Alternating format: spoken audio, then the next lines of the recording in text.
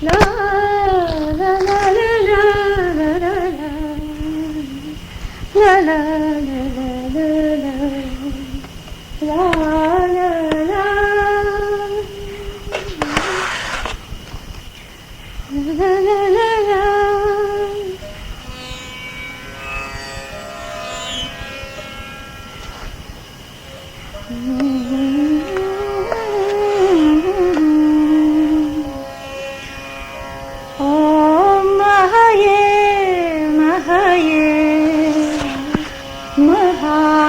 महाभगवती मातरम्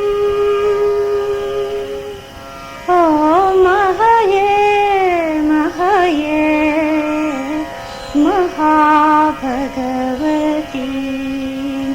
मातरम् श्री मातरम् महये महये महाभगवती मातरम् श्रीमातरम् महये महये महाभगवती मातरम्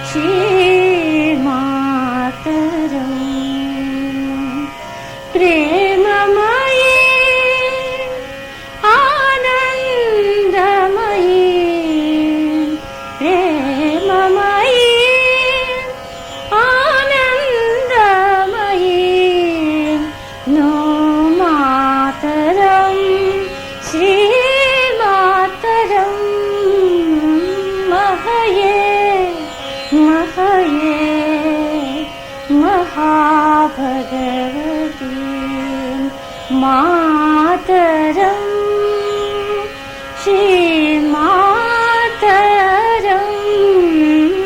महये महये महाभगवती प्रेममयी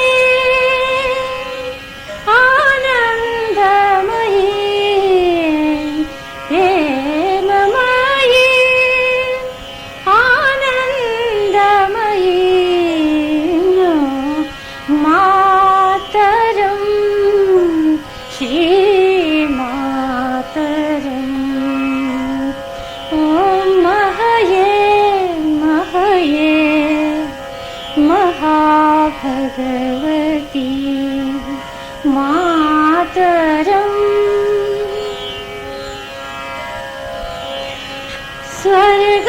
स्वर्गायस्य वरदानानि स्वर्गायस्य वरदानानि अमृतानि च सुप्रभपानानि सत्यमयी सचराचरभूता सत्यमयी सचराचरभूता मातरं श्री मातरम् मातरं श्री मातरम् महये महये महाभगवती मातरम् श्रीमातरम् महये महये महाभगवती मातरम् यस्या हृदये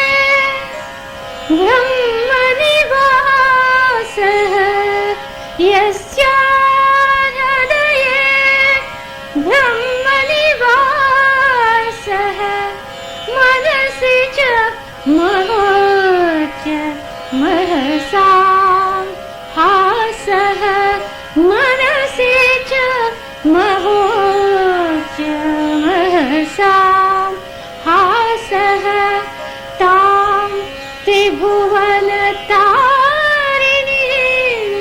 श्रितोऽहम् तां त्रिभुवनतारिणीं श्रितोऽहम् मातरं श्री मातरं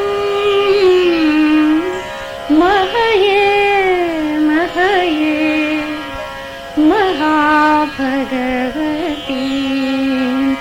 मातरं श्रीमातरं महये महये महाभगवती मातरं श्रीमातरं महये महये महाभगवती मातरम् यस्या अनुपमा मधुरं वदनं यस्यानुपमा मधुरं वदनं यस्यानुपमा मधुरं वदनं स्वर्गसुधाकर सुन्दर सदनं स्वर्गसुधाकर सुन्दर सदनं स्मितसुमनासि सदा वितरन्तीं स्मितसुमनासि सदा वितरन्तीं महयेऽहं तां मातरं श्रीमातरम् ॐ महये महये महाभगवती मातरं श्रीमातरं महये महये महाभगवती मातरम् प्रेममयी आनन्दमयी प्रेममयी आनन्दमयी मातरं श्रीमातरं महये महये महाभगवती मातरम्. Beginning Mother Pandit's talk at the New Age Community meeting at the summer camp at Breitenbush in Oregon on 31st August 1979.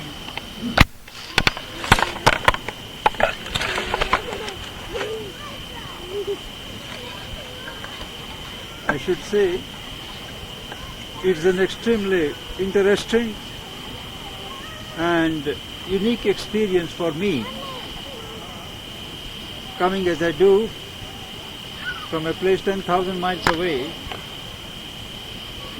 to be amidst a group or groups so forward-looking, so vibrant, with an energy and the first throbs of a consciousness that is slowly overtaking all the world movements as this place here today. Ever since I have come, I have been watching, keeping myself open, receptive, and am enthused that there is so much of that forward thrust in the minds, the hearts, and in the vitality of such young people as you are, making us feel, those of us from an older generation, that the future is bright. It was only last night that in San Francisco I was meeting a group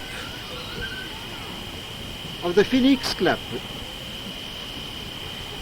where friends had gathered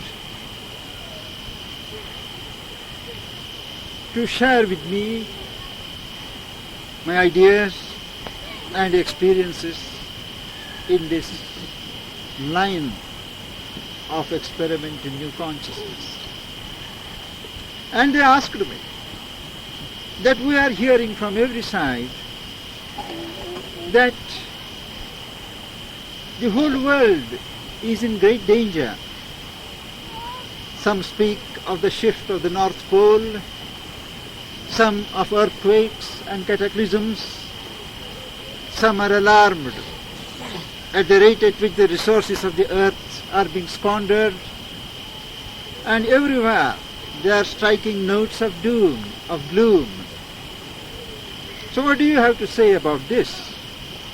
All talk of new age, new communities. Well, it becomes idle talk if all of us are going to be involved in a huge deluge one of these days. The only answer I could give, as I have been giving all along to such prophets of doom, is that nothing of the kind is going to be. Man has come to stay. He is the only creature on earth who has demonstrated his capability to change, embody, and house newer and newer states of consciousness without having to change his form. All along in the history of Earth's evolution, many forms had to be discarded by nature when it was found that new leaps of consciousness could not be achieved in the existing physical forms. So nature discarded some, left some behind, and experimented on new. But it is only after man arrived on the scene. He is the first creature to lift up his head to the stars. Till then, every creature had its nose and eyes earthward. Man was the first being to lift his head upwards. And he has shown that he can develop his consciousness to any extent, deepen it, enlarge it, heighten it, without having to change his form. On earth, as humanity has been developing, we had first the spectacle of the physical man, a man who was tied to the physical roots, whose concern was about physical things, entirely governed by the physical mind. He was followed by what we may call the vital man, man of energy, man of adventure, who always pushed forward, a pioneer in movement. To him, success and not what is right mattered. After the age of the vital man came the age of the mental man, where right from the beginning of the Greek civilization, the human values of mind, aesthesis, literary values, a mental civilization was founded, and man as he is known today came to be. But by the beginning of the present century, it was very clear that the mental man has come to the end of the tether. He has to develop something new. He has to progress in a new dimension. If mankind is to survive, mankind is to go forward.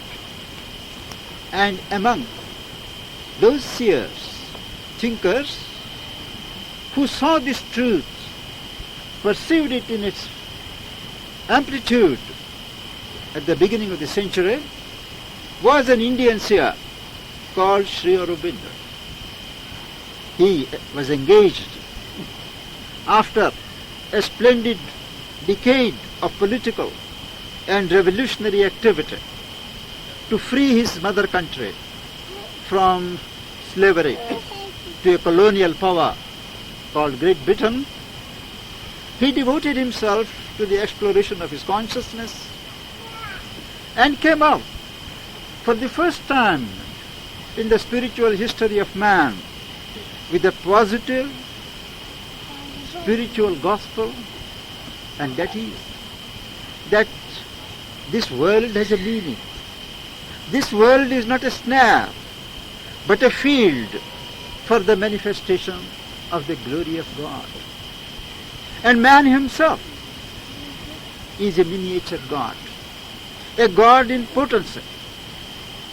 All that we ascribe to God, to the divine, all those are there in potent form in man. And all the meaning of human culture, civilization, religion, spirituality is to bring out, articulate these higher impulses, higher qualities and faculties in each one, reduce the area of error, falsehood, suffering, pain, selfishness, and build instead a perfect life, a perfect man in a perfect society. He was joined in the second decade of the century, 1914, by another seer, this time from France. She is called the mother, independently of Sri Aurobindo. She had come to her own spiritual discovery that a new age in the history of the earth is about to break, and that the center of that new change in consciousness of man has to come from within himself. Faculties hitherto latent, not active, they have to be dynamized, organized in the being of man. And a new civilization has to be built, proceeding from the heart of man, with enlarged horizons in the mind, based upon love, harmony, and unity.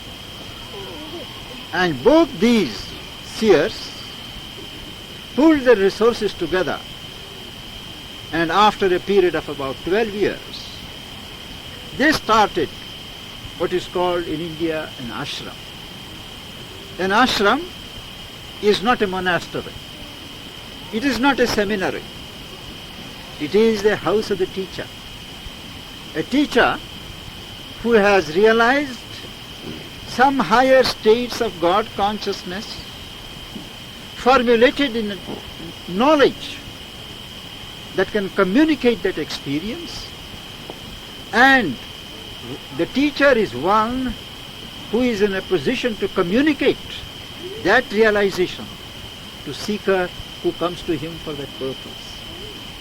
and it has been a tradition in India, that every teacher who has something to give, who has the means to transmit that dynamics of spiritual realization, he receives the students, seekers, and helps them on the line.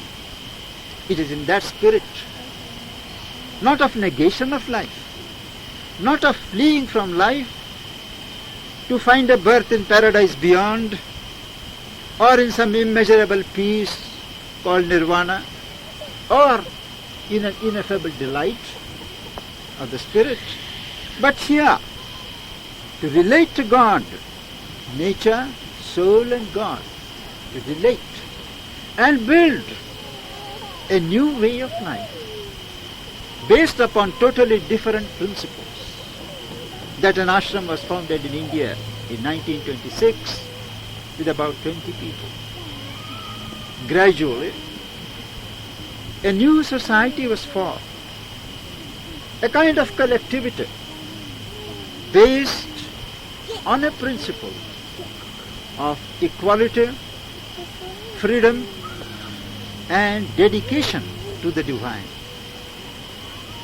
This community, as it started, and it is still functioning after 50 years,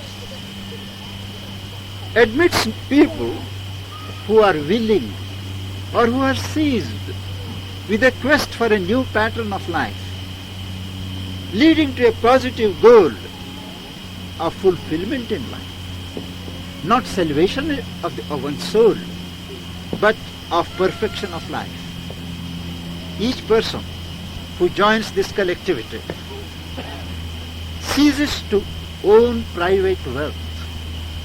Whatever he has, he makes it over to the community.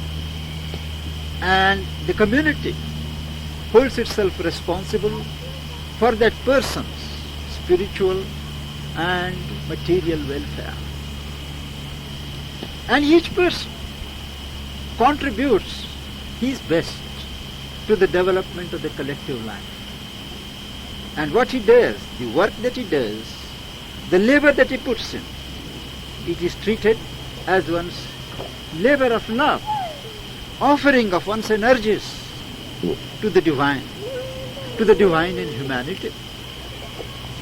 And there is consistently a recognition that we can't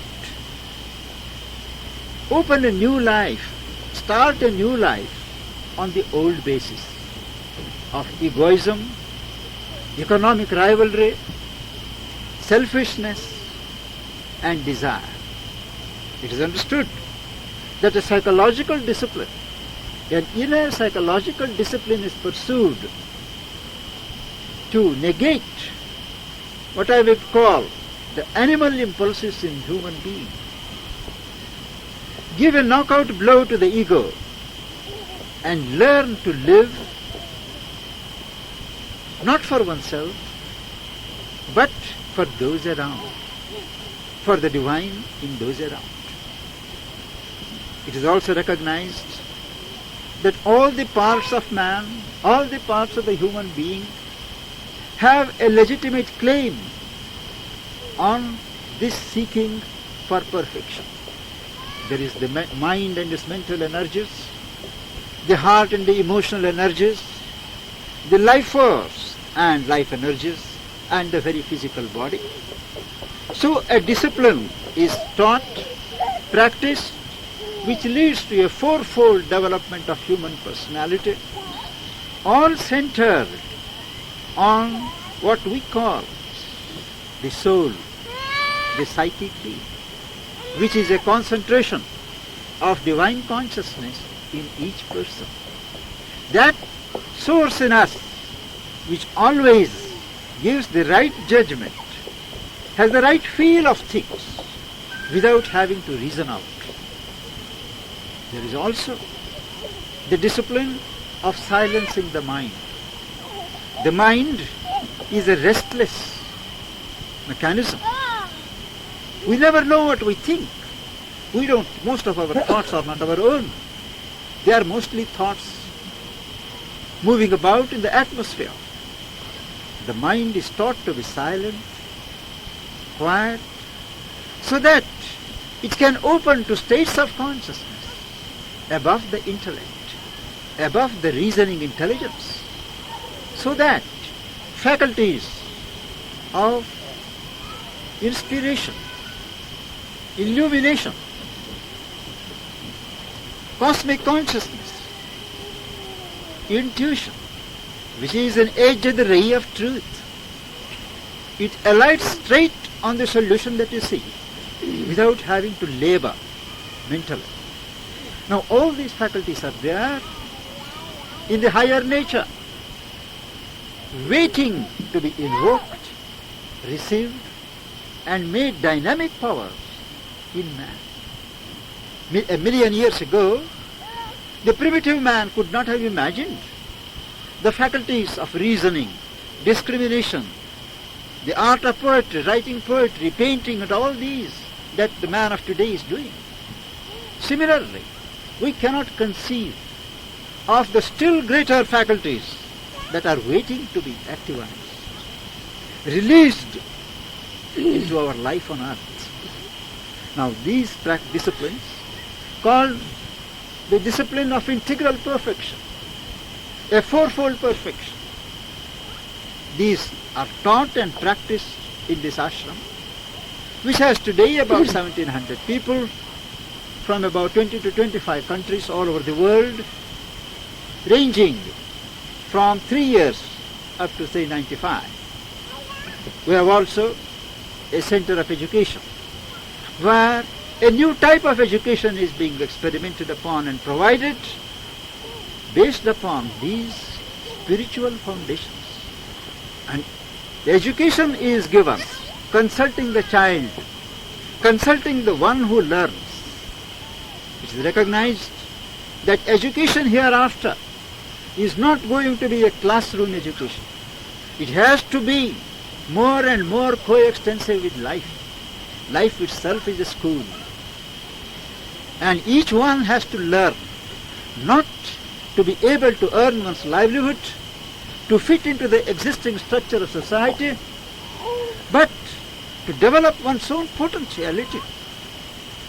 It is a very short-term, short-range interest to relate education to our economic and social needs. We have to emphasize on the individual personality. So we have about 700 students and about 150 teachers for those 700 students, again from all parts of the world, experimenting on these new lines. Art, poetry, music, sports, every field is taken up as a legitimate field for the expression of human consciousness in its movement towards divinity, towards a perfection. But this collective experiment, the first of its kind in Asia, I don't know about the West, in Asia, it has taken care to relate the individual development to the social development. There is a collectivity where individuals learn to work in collaboration.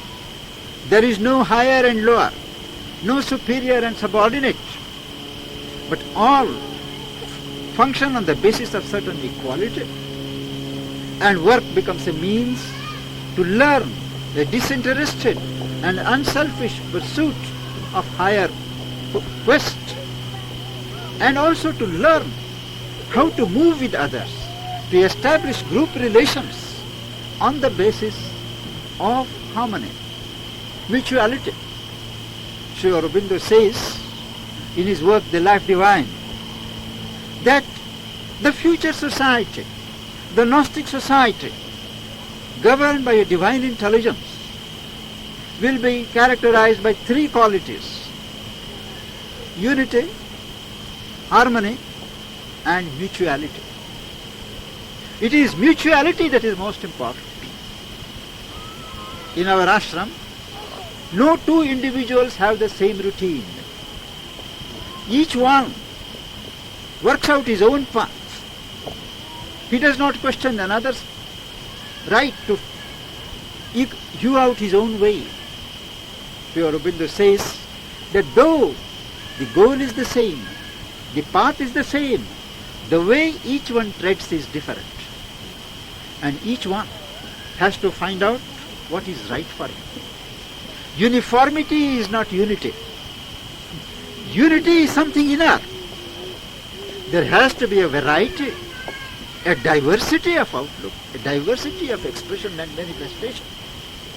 And in our place, this is a notable fact, that there is a great diversity, but all the while there is oneness of purpose, oneness of objective, and that is to divinize the human consciousness, including divinizing the body, divinizing the mind, divinizing the heart, and divinize the body. Sport, physical culture activities, yogic asanas, they are all promoted not for their own ends, but to awaken what we call the consciousness in the body, so that the body can have its own independent life, not always being driven by our life forces or our mental will, mental perversities. Left to itself, the body is its own doctor, own physician. It can always reject the wrong type of food at the right stage. It can always sense an accident going to be in this place and the body shrinks. That instinctive sense that the animals have, that the plants have, man has lost because of the entry of the ego element, which perverts everything and seeks to interpret everything from one's personal standpoint. So the ego is the obstruction, and ego has to be transcended. This experiment, being conducted in the ashram for 50 years on the spiritual basis, is now extended to a larger section of humanity, where a planetary city called Aurobindo, the city of dawn, has been founded in 1968 with the idea of having about 50,000 persons from all over the world, those who accept the ideal of human unity, not belonging to any particular nation or country, but as citizens of one world, not owning private wealth, but regarding everything as a commonwealth, accepting freedom of each other, and taking as a primary object in life to develop the consciousness, human consciousness, add a new dimension to it, give it a new direction, an extension, a universalization, because we believe that the call of today on man is to cease to be an individual man and become a universal man.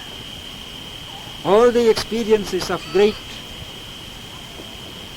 seers like Whitman, Buck in your country, and there are many others in our country and elsewhere, they are promises of nature.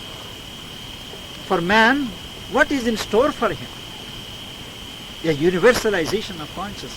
For that, you cease to think of you, your family, your community, your country, but you instinctively feel as one humanity.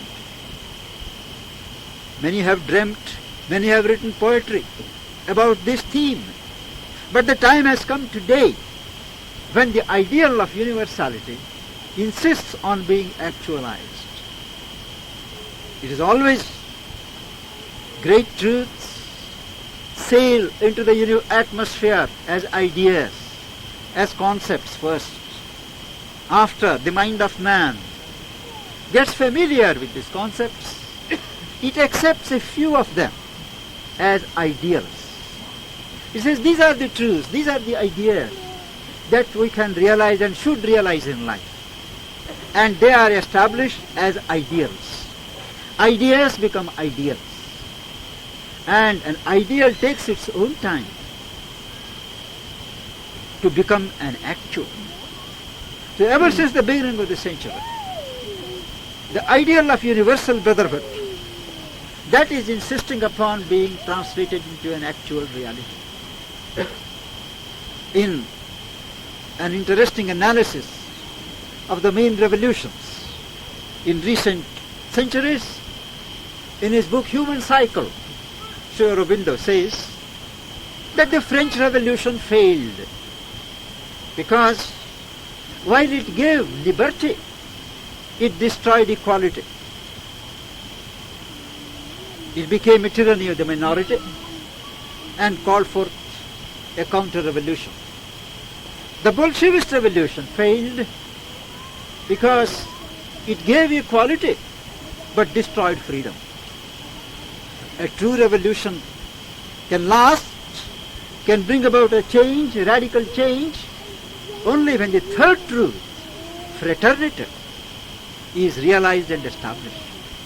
Once fraternity is established, liberty and equality become automatic. And the secret of universal consciousness is this fraternity.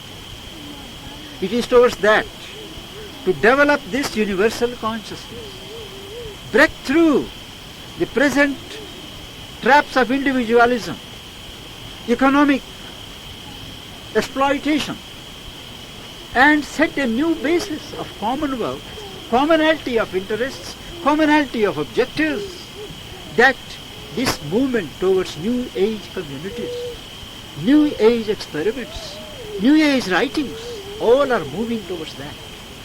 And in the very nature of things, no two communities can be alike, and they should not be alike. Each one must have its base, its definite approach, because we should recognize that each one represents a particular stage in the evolutionary development of his consciousness. What is right for you, applicable for you, is not necessarily applicable to me. And to have a uniform law, a uniform code for everybody is a thing of the past. It will no longer be applicable. Each one has to find his own way, his own, what we call dharma in India, law of being, law of expression. But it has to be consistent with the right and freedom of another also to discover his law and express it. And these new communities will be successful or unsuccessful in the measure in which they recognize and practice this right. We have to recognize that each one is moving in the same direction, except the bona fides of each one of other communities. And in the process, so many experiments are being made, some on limited basis, some on larger basis, but everyone means well. But it is the strength of the inspiration behind, the personality of the leadership, those who guide, those who impel, that decides the length of the community. We have to learn from other experiences of other communities, and it has been a great education for me, coming as I do from experience of two communities in India, to see how far in the West they have advanced beyond us, and how far there are still many things to learn. And one lesson that I have learned is never to expand a community beyond certain manageable limits. A community should expand numerically till each person is able to communicate to everybody else. The moment that is not possible, a new unit has to be set up. Second, nobody should occupy an office for a long time. It has to be on a rotating basis, so that everyone has experience of every office, every activity, and no vested interests come up. Third,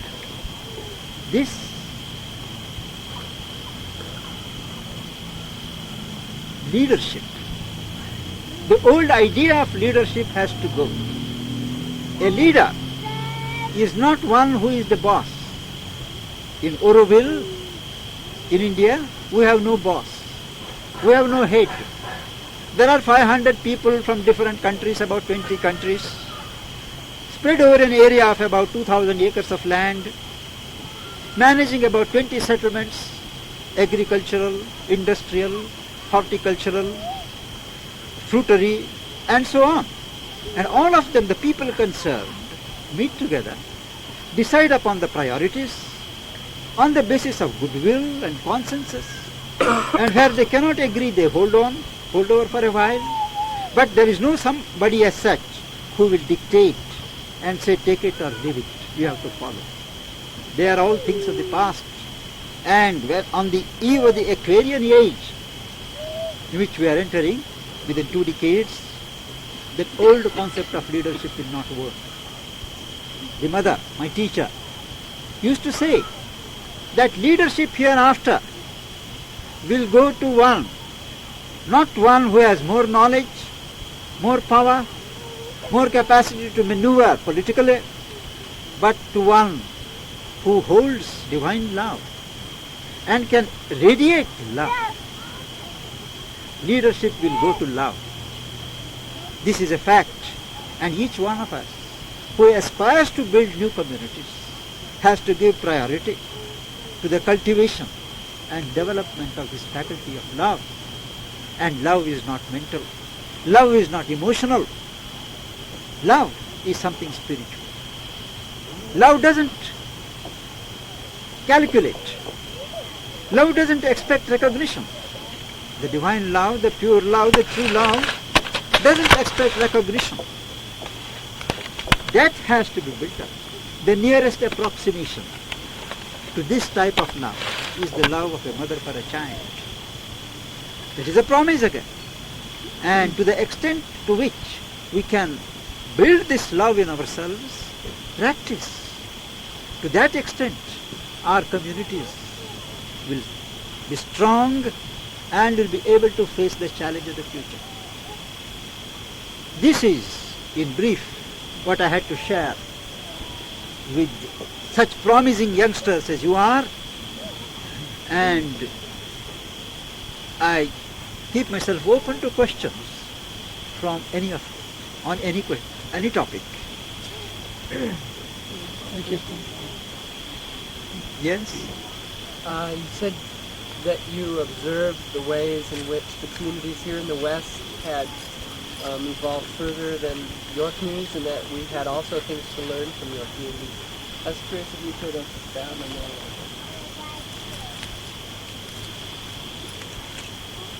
Yes. By and large, I wouldn't like to name communities. By and large, I've found that many think that by assuring a certain economic basis, economic viability of a project, the work is done. And it is enough if 100 people live together, they cultivate things, and they have a collective activity, and they live together away from the modern society, the work is done. But it is not. We can go on building any number of such communities, but nothing will change. It is the consciousness that has to change.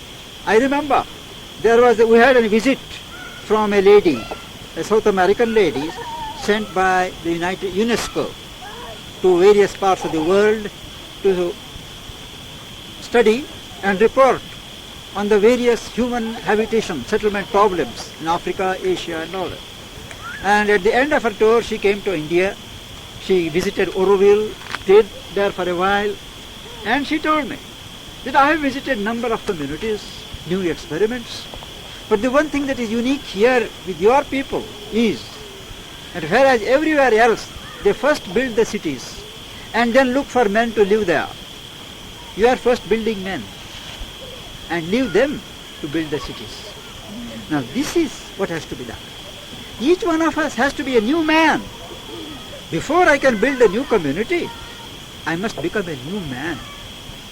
That stress on new consciousness change of the psychological setup, extension of one psychological frontier, that has to be worked out in each person. Only when such like-minded seekers meet together, they feel the need to have a physical focus for their energies and to benefit by each other, that the necessity of a new community can arise.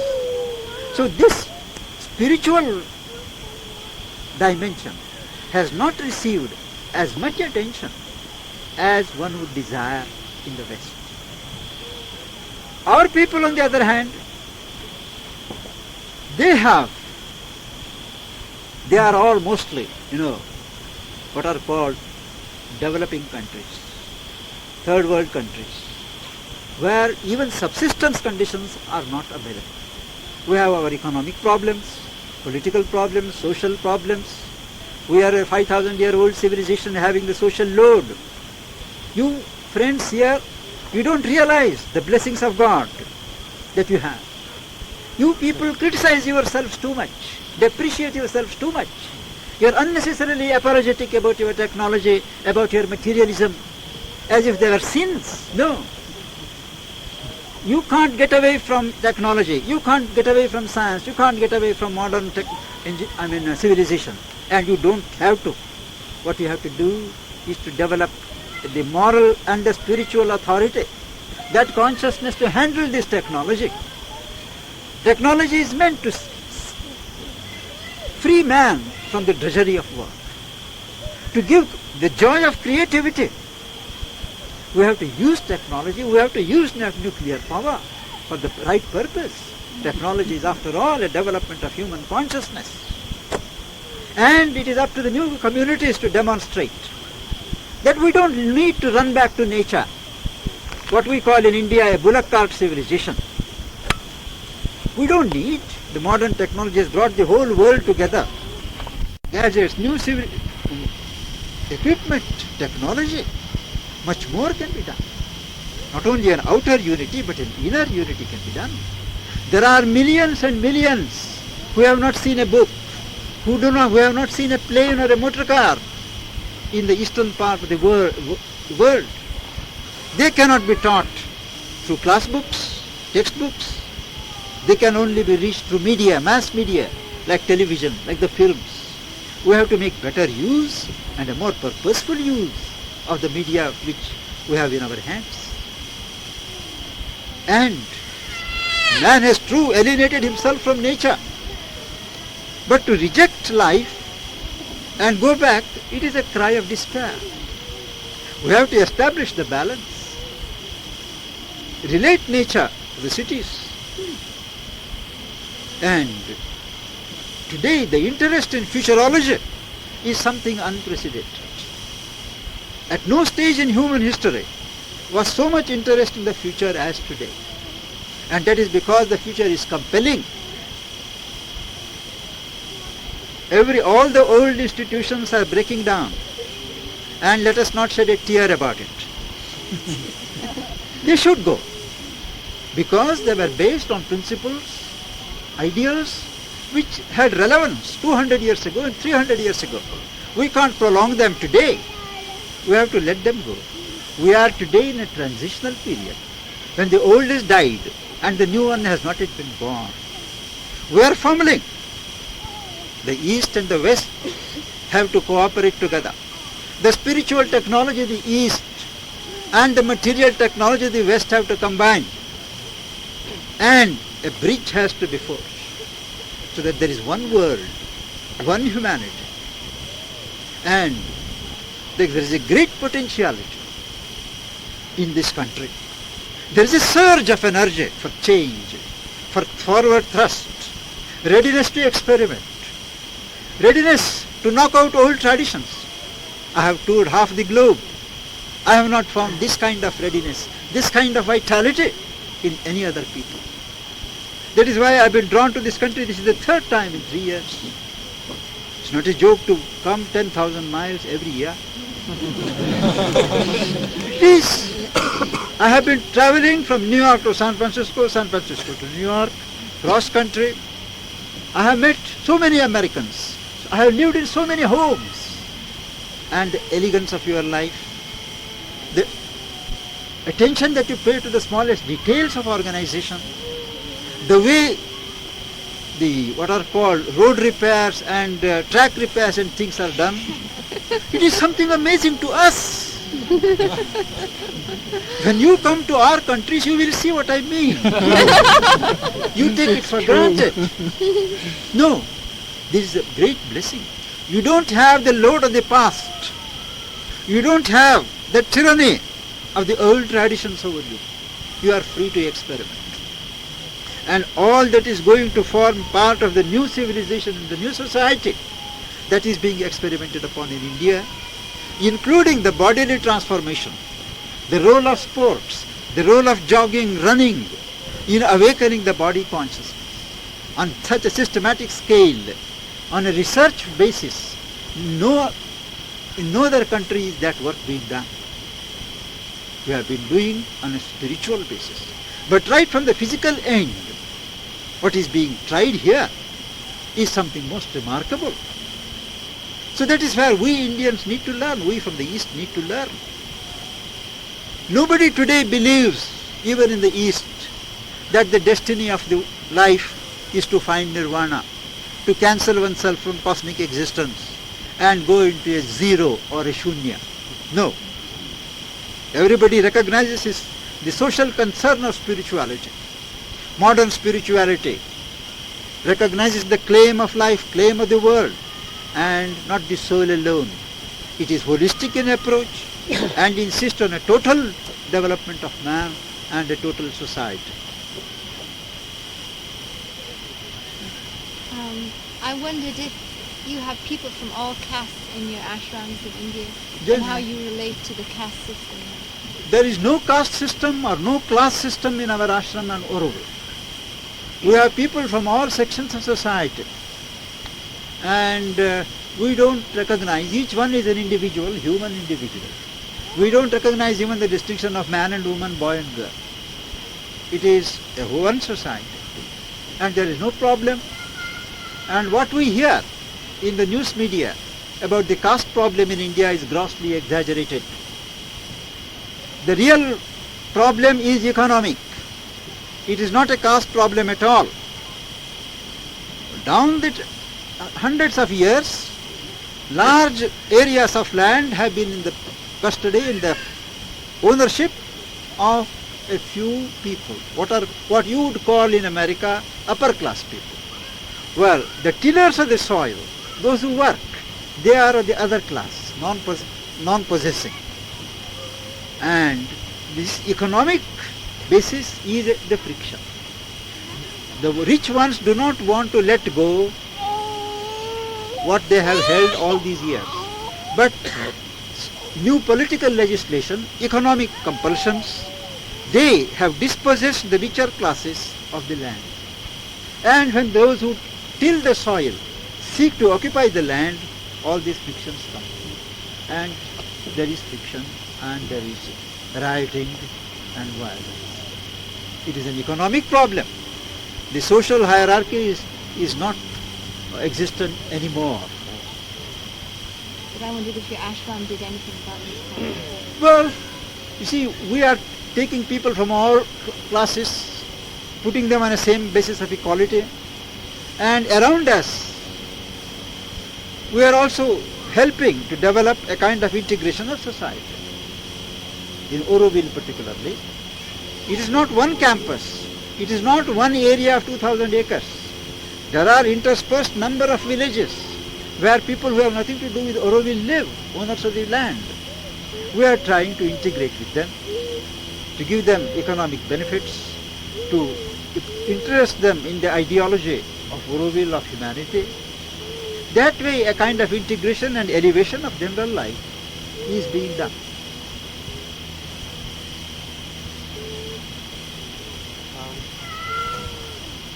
I'm very surprised at how you've embraced our technology since you've been here. And I find it very hard to bring into my heart an understanding of how spiritual development can somehow work together with or balance out a lot of our technological development, particularly nuclear power, and what use of nuclear power as far as mining of the ore, dangers of the power plants and accidents, so on and so forth, how that hurts the earth. And I'd like to have you expound on that a bit.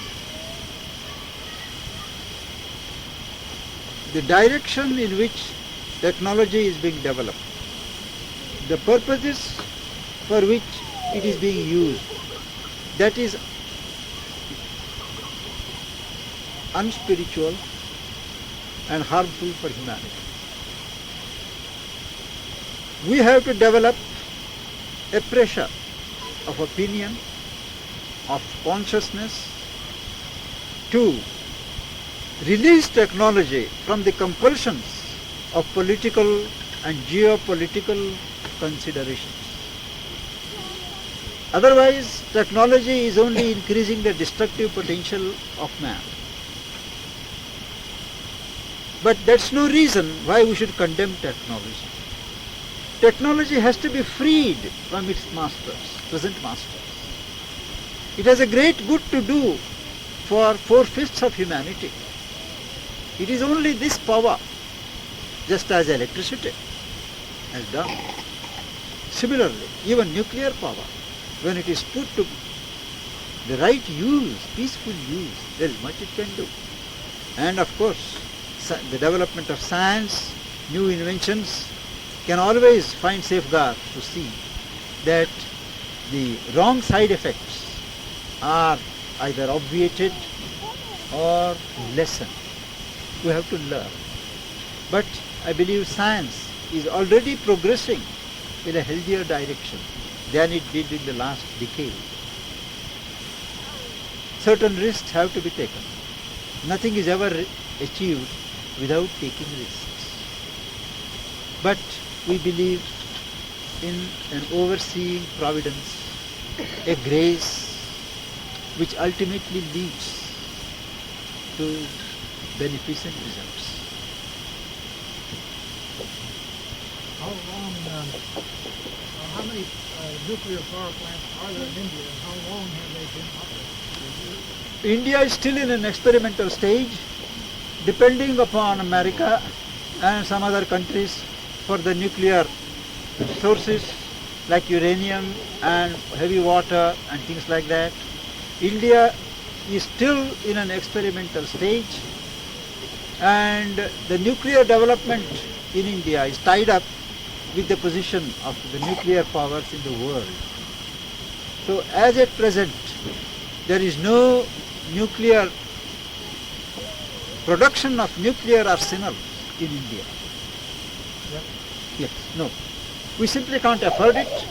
We are too poor a country, and if the superpowers of the world were to assume their sense of responsibility, none of these small powers would need to develop nuclear potential.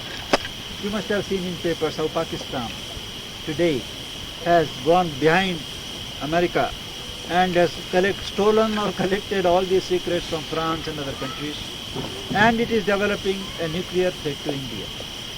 Because for Pakistan, they treat only India as their enemy.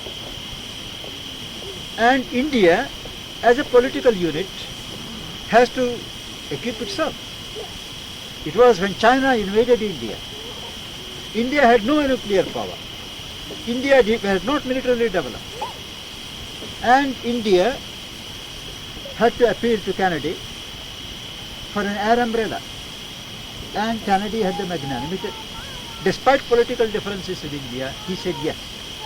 He sent his fleet and he offered his air help, but the Chinese withdrew and things stopped.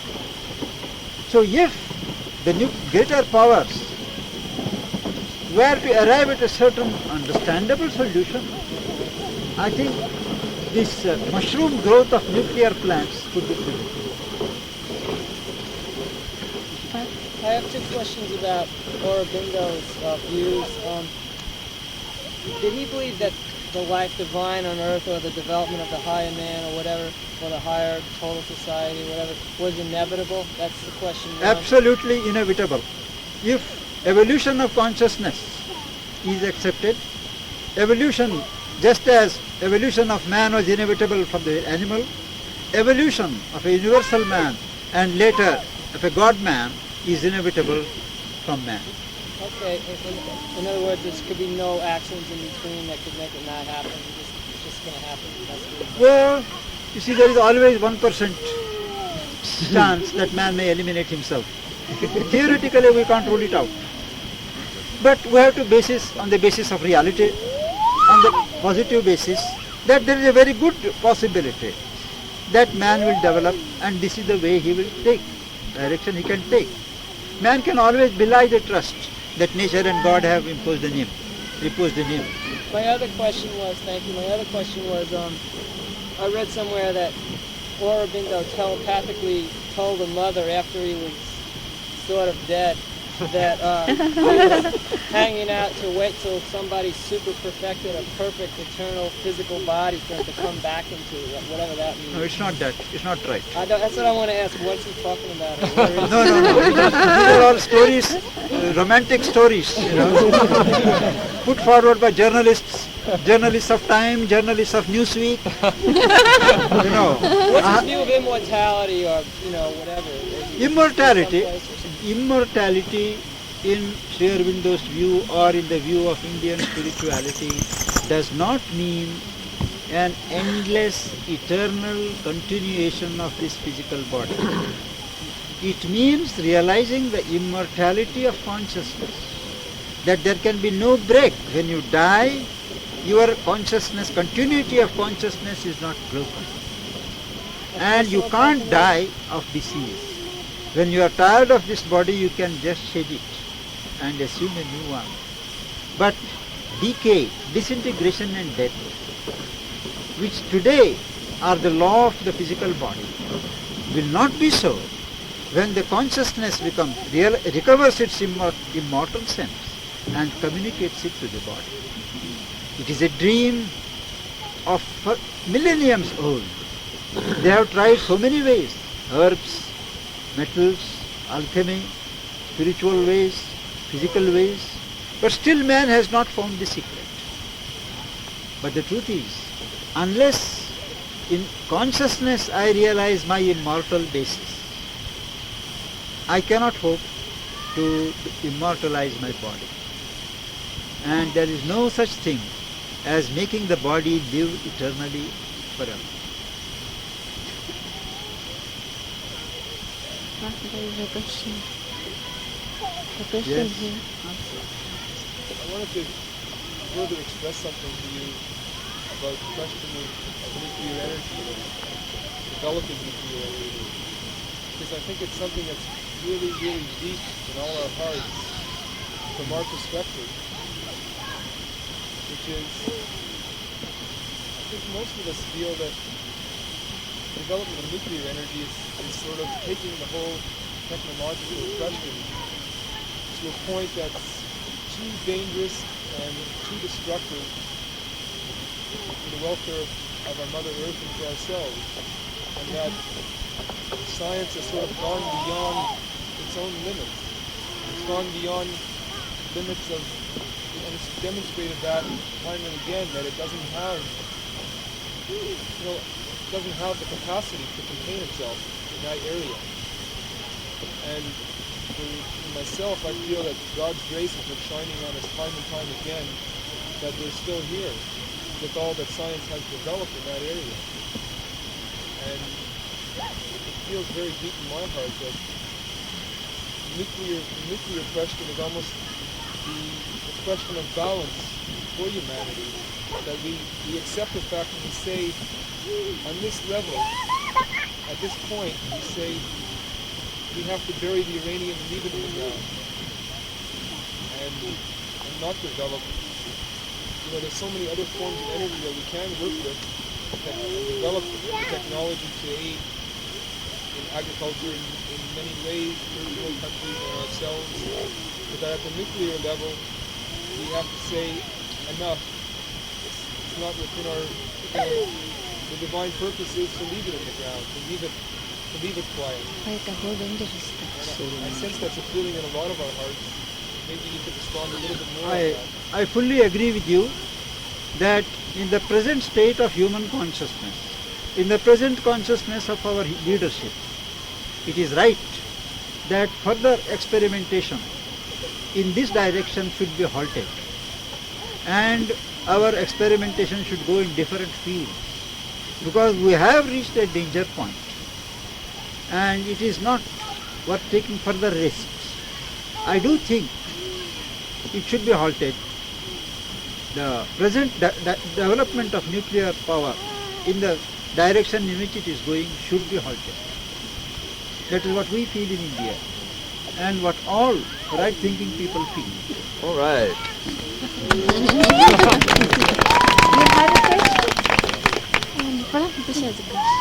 It was along the same line as this brother, but in this country, it seems like science has become synonymous with God.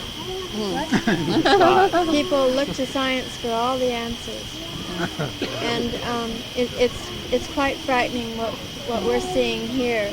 And I don't think you've had the opportunity to catch a glimpse of the horror that we have seen facing the idea of nuclear waste, which will be there for 500,000 years.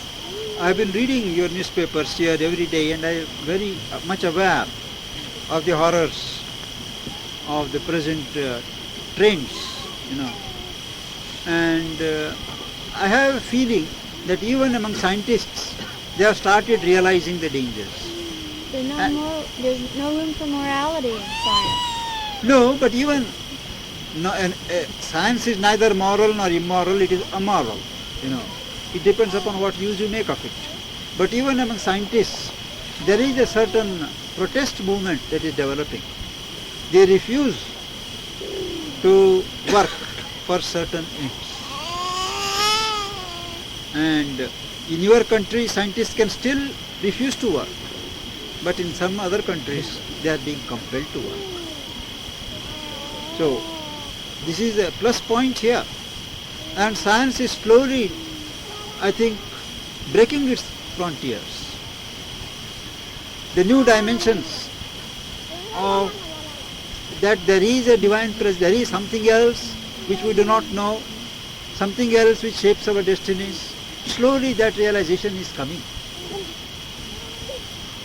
And psychology itself is developing into a parapsychology. They are all hopeful directions.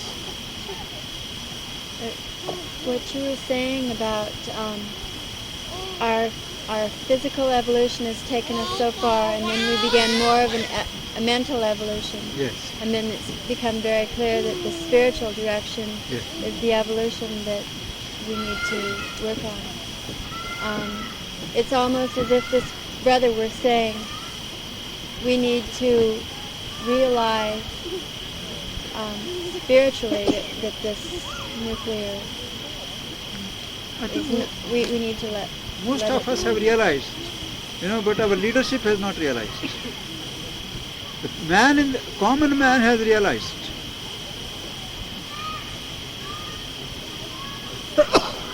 But he is helpless.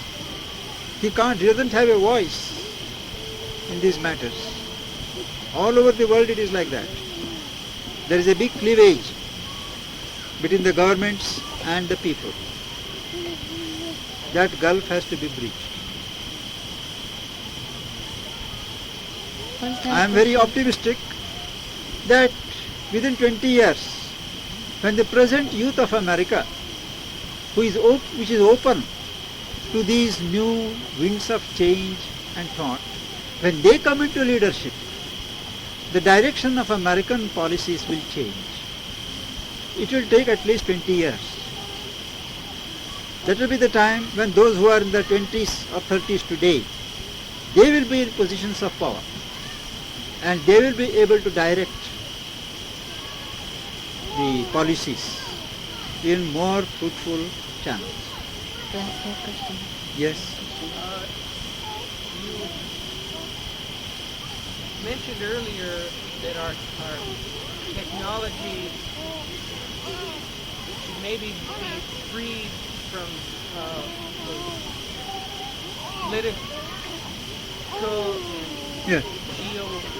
geopolitical bounds. I believe that all of this is being grasped by this nuclear power. As long as we are in the social realm of nationalism, Yes. and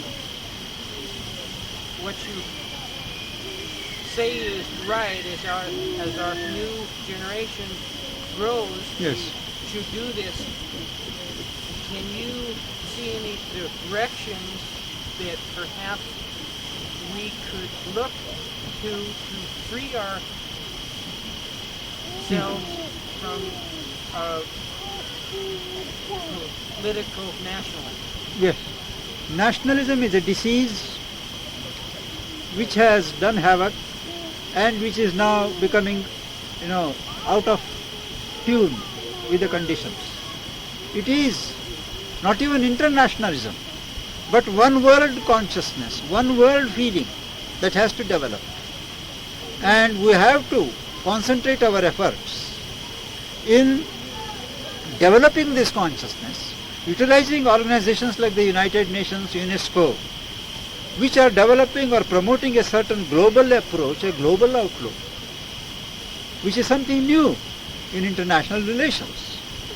After 2 world wars, the myth of nationalism has gone, except in the field of politics and economics.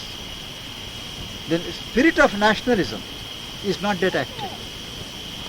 But there one has to make sacrifices, and they begin to feel my country, my people, the others are other countries. But I suppose as human consciousness grows, as the present youth develops, the national feeling will be replaced by a world feeling. We have to develop our political consciousness in a new direction. That means a proper type of education, proper type of disciplining the mind. And that is up to the educators of society. This one can do and invoke in the situation the working of divine grace. There are exceptions which I have indicated, but karma is a fact. Rebirth is a fact. If spiritual evolution of consciousness is a fact, these go without saying, they are facts.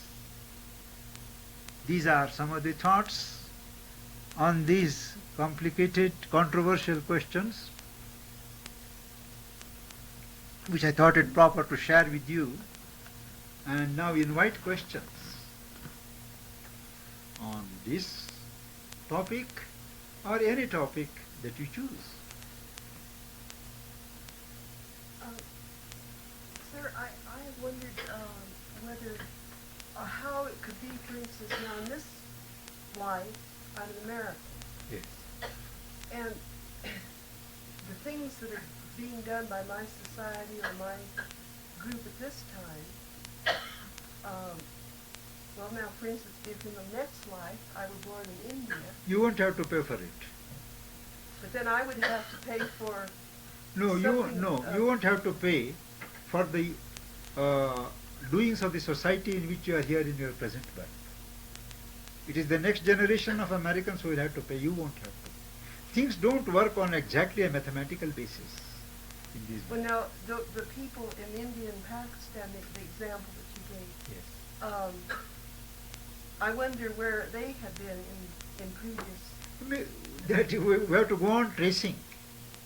It is not that those people suffered due to their earlier karma. Need not. The Indians who suffered 25 years ago, it is not that they need not have done anything in their previous lives to merit this suffering. Need not. Now if one is born in another country, yourself in India or somewhere else, naturally you carry your personal karma and not the collective karma. But I might, if I were born in India and say, for instance, something like similar to what you decided to happen, and I might be a victim of that. Yes, because yes, of yes. being born in that, It happens. It in happens. that society. Yes, it happens. And these are parts of the game. It happens. You share in what goes on, though you have had absolutely no part in your earlier life with that. It does happen. So because you would have been somewhere else where that group Yes. had done another wrong. These are certain incidentals which have to be borne. There was a humorous interlude in India in this connection, that when there was a huge earthquake in one part of India called Bihar, and thousands of people died, Gandhi, who was the political leader, he said that earthquake took place because millions of caste Hindus had ostracized a large section of humanity and kept them out of the society. We have the problem of untouchability in India. Made them ill-treated the people. So it was a karmic consequence that this earthquake took place. Now Rabindranath Tagore, the national poet of India, he got furious. He said, if that is so, well, that earthquake should have happened in the southernmost part of India, where this untouchability is most rampant, and not in a corner where people are quite innocent of it. And the whole of India roared with laughter. You see, there are many popular conceptions, misconceptions about these things. And things don't work exactly on an arithmetical basis. But these are the trends. These are the large lines on which things move. Individual exceptions, individual aberrations, erratic movements, they are always there. I would like to respond to your question here. An Yes, illustration of this phenomena of collective power of karma. In general, although the collective power of karma tends to be greater, take the example of Nazi Germany. There were Jews that escaped from those gas chambers, and even Germans who defied the Nazis. And their power of their individual karma was greater due to forces of will or spirit, and they survived to tell the story. Yes. So see, even though they were there, also another misconception that all karmic action is a result of punishment. Sri Aurobindo says it's a primitive way of looking at the whole hieroglyph of karma. And it doesn't work that way. It is not the same theory like the accountant's theory. The bigger your account, the greater you are. But karmic heavy loads is completely the reverse of that. The Sri Aurobindo mother points out that God does not punish. It is man who punishes himself. God is an embodiment of love, and he helps you by his compassion, by his grace, to endure your karma. Where he is not moved to help you to get out of your karma, he helps you to endure. The divine grace helps you to get over your karma. The divine compassion helps you to endure your karma. So God does not punish. It is man who punishes himself.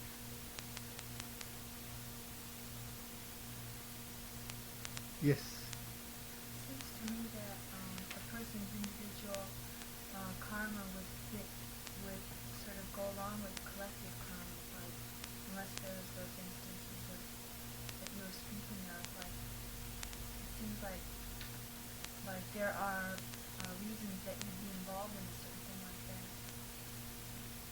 Normally, souls choose their environment. growth. Yes. What are fit for the environment that is fit for its growth. Each soul chooses. So that even though perhaps one wouldn't have caused Yes, yes, the karma yes. themselves, The soul pays the price. but yet the experience is earned for. Quite right. The soul pays the price because it wants a certain experience.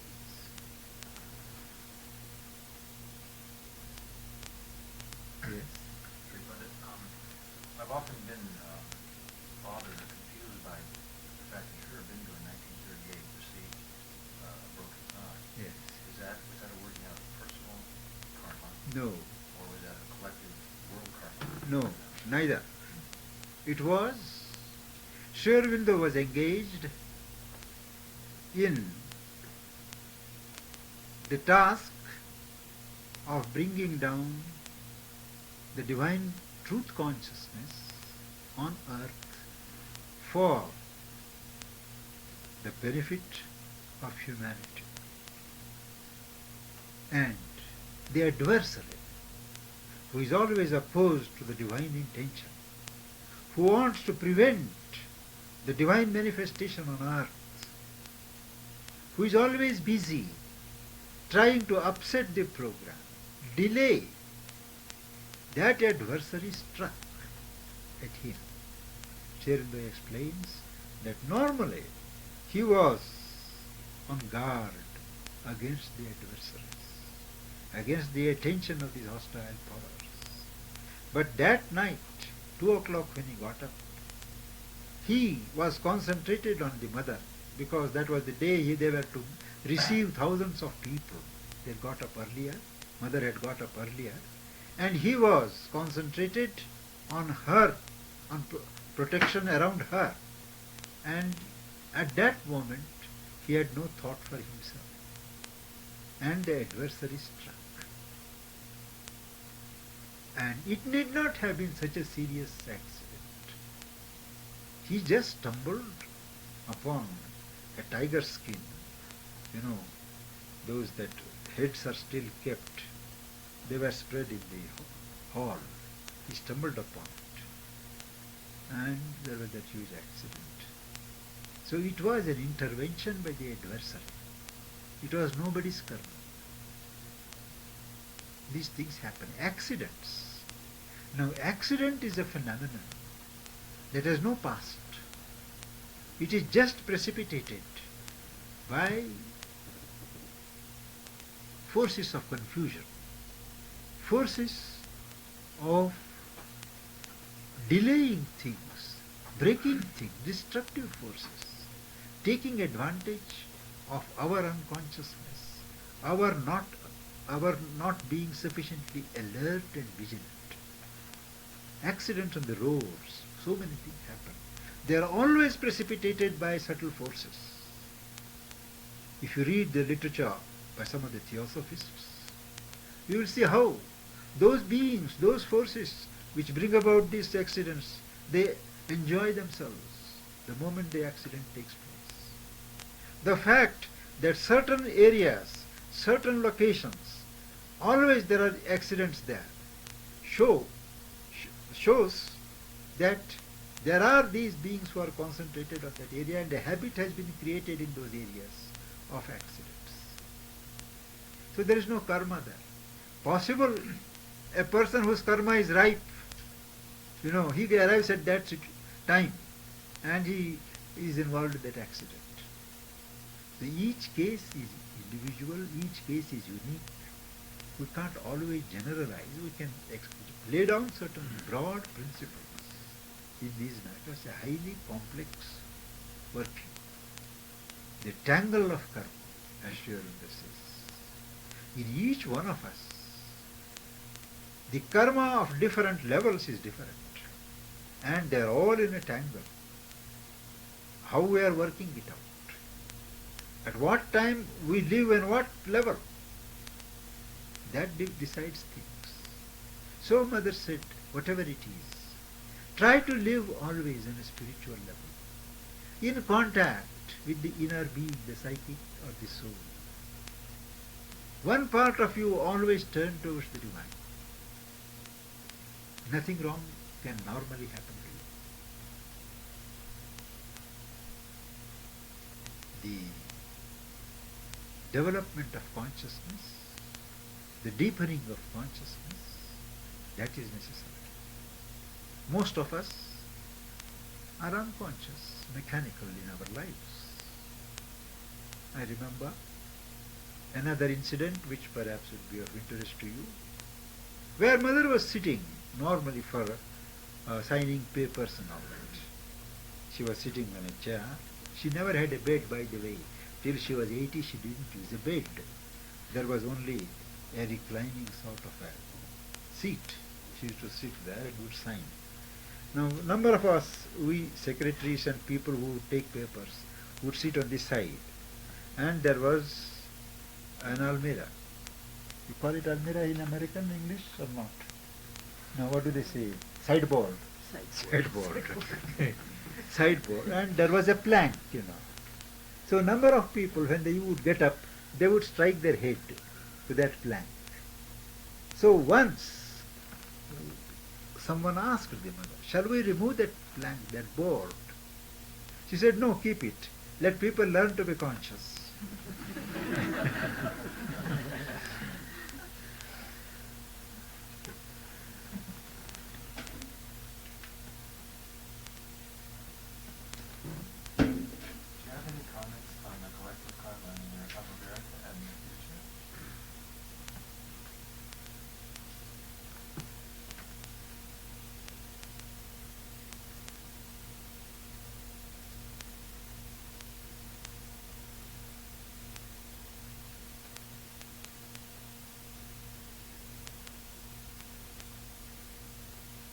I don't think America has stored up any collective karma for the future.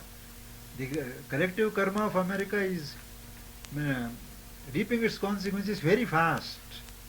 You know, as I see it, the material energy that has been put forth by the American people has already yielded its dividends. And there is that material affluence, prosperity, which no other people on earth have enjoyed so much. But they deserve it. They work hard, I have observed them. They have put in so much of effort. Every bit of it they deserve. Well, if there have been wrong diversion of energies on the political plane, on the military plane, well, those consequences have been reaped already. Spiritual vacuum, you may say. People are already feeling it. And there is a great awakening, an alertness, a looking for some alternatives among the young people of America, among quite a large number of middle class, middle-aged people also whom I have met. And America is drawing in spiritual energies from all over the world to fill the gap. So the future of America is very bright. Materially they are well off. Spiritually they are on the verge of having a new birth. I confidently expect, from what I have seen, from what I have experienced, from my perception, that the spiritual renaissance of the world will start in this country.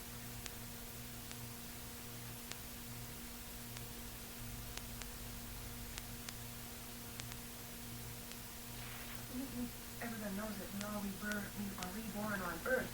But I've often wondered why is it Earth? And why isn't there some of these beings going on? Because Earth is the field of evolution. On other planes of existence, the law is different. They are static, typal worlds where there is no evolution. They are organized in their certain perfection. They go on exerting a helpful pressure on Earth. Earth is the chosen field of evolution. A being of a higher plane of existence, a god, an angel in another world. If he wants to evolve, he has to come on earth, take a human birth, and then only he can evolve. So rebirth is a phenomenon peculiar to the earth, which is the field of